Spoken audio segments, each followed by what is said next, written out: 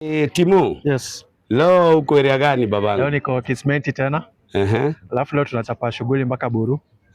So acha tuanze Kismenti, tumepata nice lady over here. I think ameniambia anacheza futa. So you want to check her blood pressure. Kwa hivyo ni starlet.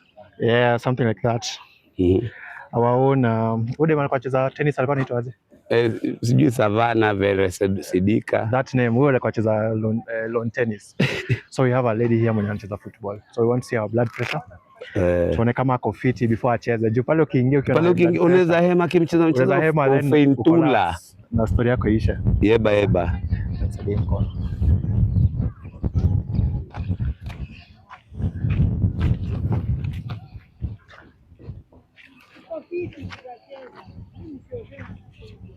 Unaitwa nani? Dogo.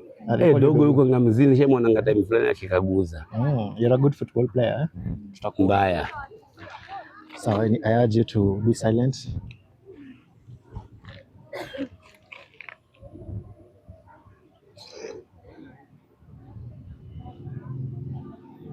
So hiyo inamaanisha nini? Hii ni systolic pressure na diastolic pressure. So hizo zote ni functions za roho. So hii ni when your heart is beating and when your heart is relaxing.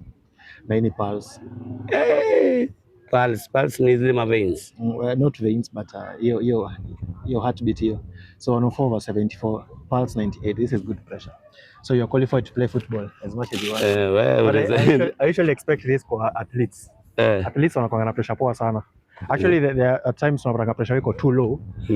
People call it hypotension, but for athletes unakuanga tu na expect low blood pressure because they are physically active all the time. So blood vessels zao zinakuwa flexible and so the blood pressure ina flow with ease.